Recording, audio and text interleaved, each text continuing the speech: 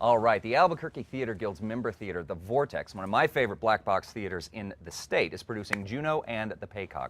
It's just one of 7 productions in this year's 2nd annual Southwest Irish Theater Festival. Here to tell us more is director Brian Hansen and co-founder of the Southwest Irish Theater Festival, Alan Hudson. Gentlemen, thank you for coming in. Appreciate it. Love talking theater. I'm kind of biased, but it's just me. All right, so the first question, living in New Mexico, we have an Irish theater festival happening. How did that come about? Well, it came about by accident to begin with. At a party, cast party for the Diary of Anne Frank, in which Brian here had a role. In that party, Brian jokingly actually said something like, "Why don't we have an Irish theater festival?" Now, I happened to be sitting across the table from him, and I thought that's a very good idea.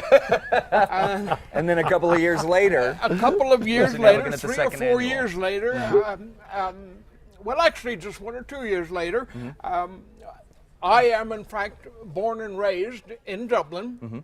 I'm also very active in community theater here in Albuquerque, so you put the two together.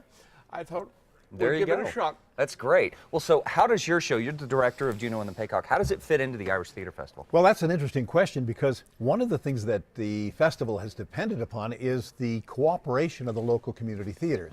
Instead of going out and sort of recruiting people and shows and this kind of thing, Alan simply put together a list of these wonderful Irish plays and said, who wants to do one of these? Right. And the local theaters, as you well know, Chad, are so cooperative and forthcoming that each one of them said, oh, we want to do this, we want to do that, we want to do that, and so on. So here we are in the second one, and we decided fairly early on that one of the plays that would have to be done would be Juno and the Paycock, because it's so important to Irish theater in the 20th century. And Sean O'Casey, the playwright, is so important. So we knew that we were going to do it. And so when it came up on the Vortex list, I simply volunteered to do it, and that's how it happened. And then we're sitting here today talking about it. That's great. Well, yeah, and I mean, you know, the Irish canon of playwrights is huge. Martin McDonagh, one of my absolute favorites. Absolutely. And I think it's interesting because when we're talking Irish theater, it really is its own subculture and subgenre of the theater world. Some amazing writers coming out of Ireland. So I think it's really exciting. So one question that I do have to ask now, Alan, I know that you've worked as a dialect, and you are a linguistic professor, correct, at UNM? That's right, retired, yes. Tell me about the job, because you can't do an Irish theater festival and have a bunch of, you know, Espanola, Albuquerque accents.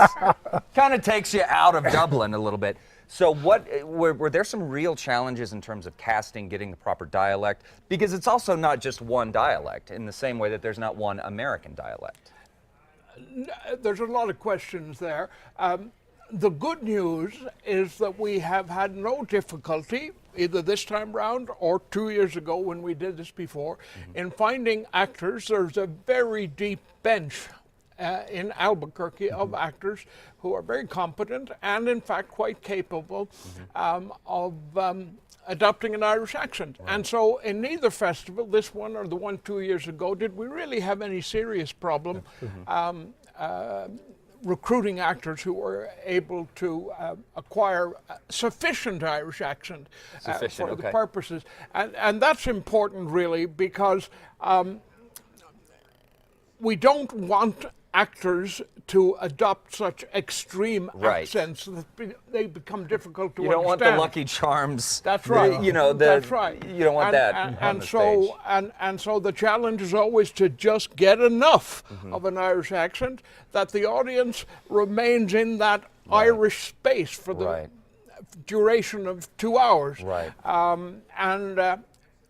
I generally find myself in the role of coaching the actors for most of these plays. It's also important to remember that not all Irish plays by Irish playwrights necessarily require an Irish accent. That's true. And so, just as one very quick example, Theatre Work in Santa Fe is opening next week with The Cordelia Dream by Marina Carr.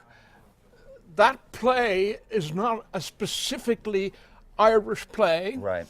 It's a two-hand piece, and the two actors in the piece do not need to have an Irish accent. So you and do that's have- true of a lot of places. You have can't a get away broad with spectrum there. Juno and the Paycock Yeah. without a Dublin accent, Yeah. but not all Irish plays are like that. Well, so specifically with Juno and the Paycock, it opens this weekend. Is that Yes. correct, Brian? Mhm. Okay. What Tomorrow. are the performances? What are the details on that? Well, we open Friday, we play Friday, Saturday, and Sunday matinees for the next 4 weeks. So 12 performances starting tomorrow. Okay. And but to stay with this dialect thing for an instant, we have had extraordinarily good luck. For example, in Juno and the Paycock, one of the young women who tried out for the show is in fact from Dublin. Oh, wow. She was raised within blocks of where this particular No kidding. tenement is located. Wow.